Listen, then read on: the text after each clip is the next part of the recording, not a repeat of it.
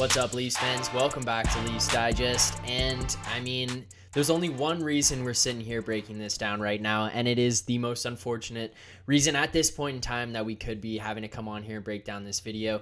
The Leafs were supposed to be playing the Vancouver Canucks tonight in Vancouver, and then heading to Seattle tomorrow to play the Seattle Kraken for our first game ever against the Seattle Kraken. Would have been an exciting one.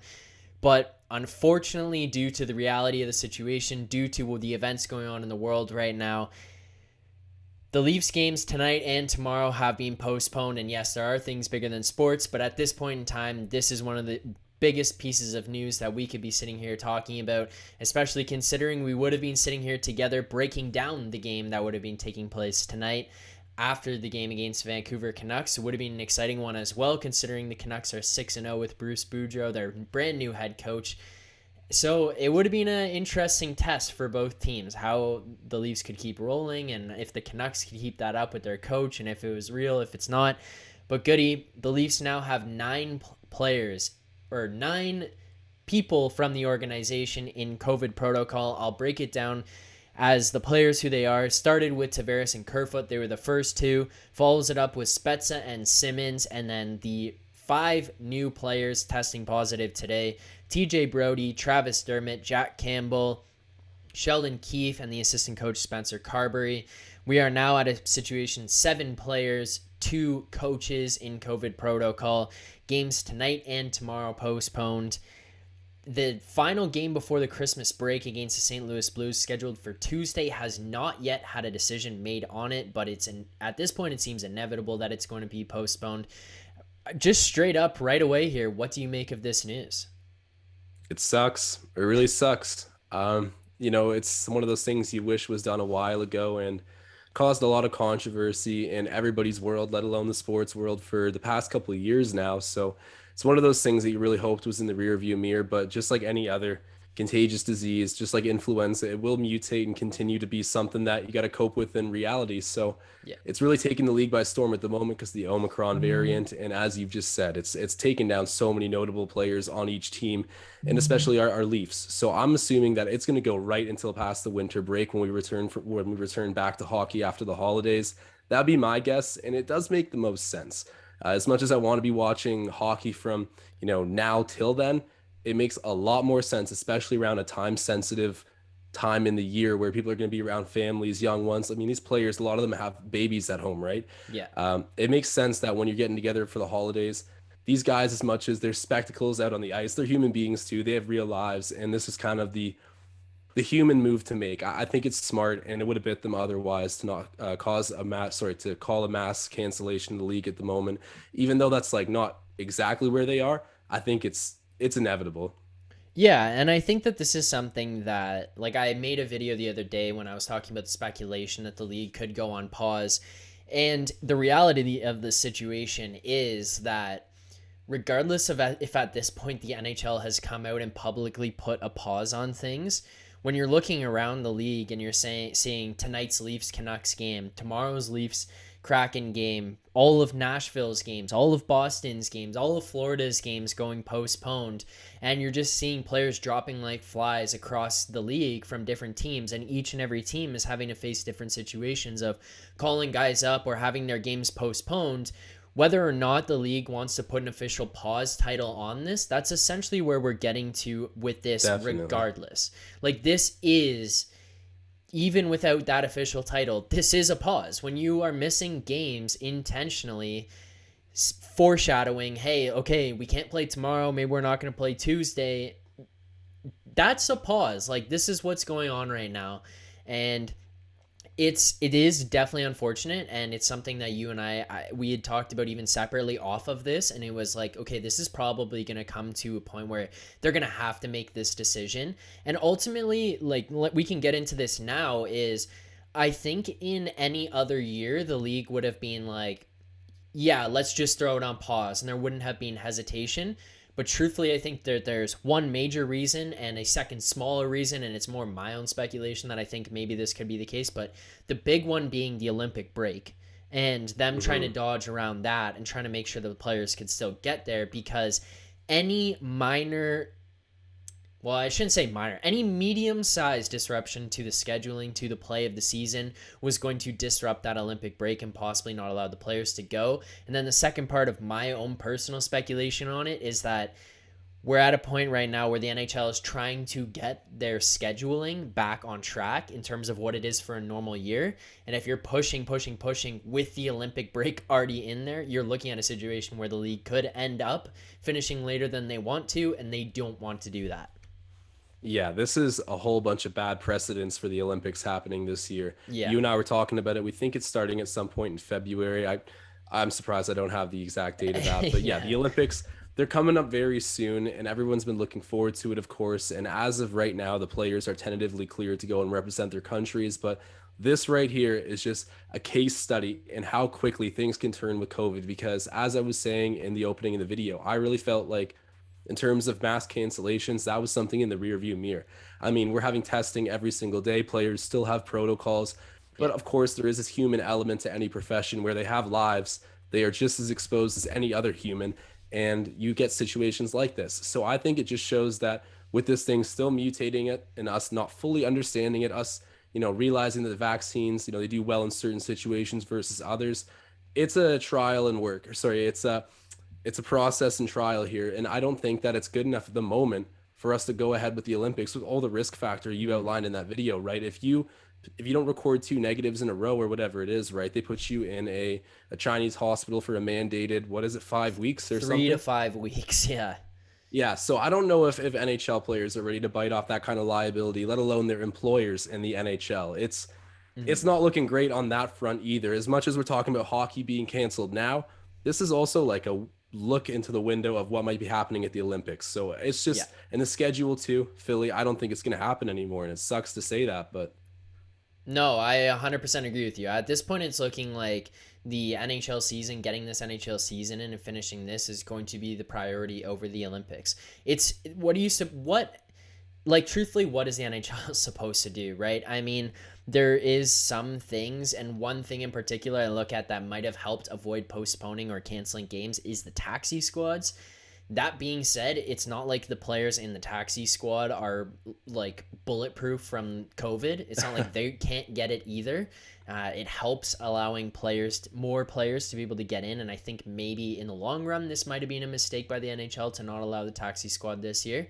But it's more of just a minor detail of things going on along the way here. Like not having the taxi squad might become a story later on, but it's not really the great biggest problem of all of this. And when you look across and you see over 10% of NHL players, not just coaches, players in the NHL are in COVID protocol right now. Like it's a significant amount of the league, and it's to the point where yeah, like maybe these guys aren't insanely sick, but you don't want to spread it to someone who can. So I can understand the NHL having these rules in place to hold these guys out. But it just gets to the point like you can't field a team. You can't put a team on the ice. There's too many guys that are ill. There's too many guys per team who are missing. And you can't just force games onto teams. You can't force teams to be playing night in, night out. And this is inevitably going to factor into the ability to play into the Olympics for sure. well, the NHL doesn't exactly have the luxury of remote work, right? Unless you're able to go out Yeah. there and physically hit each other, you're not Yeah. getting your check.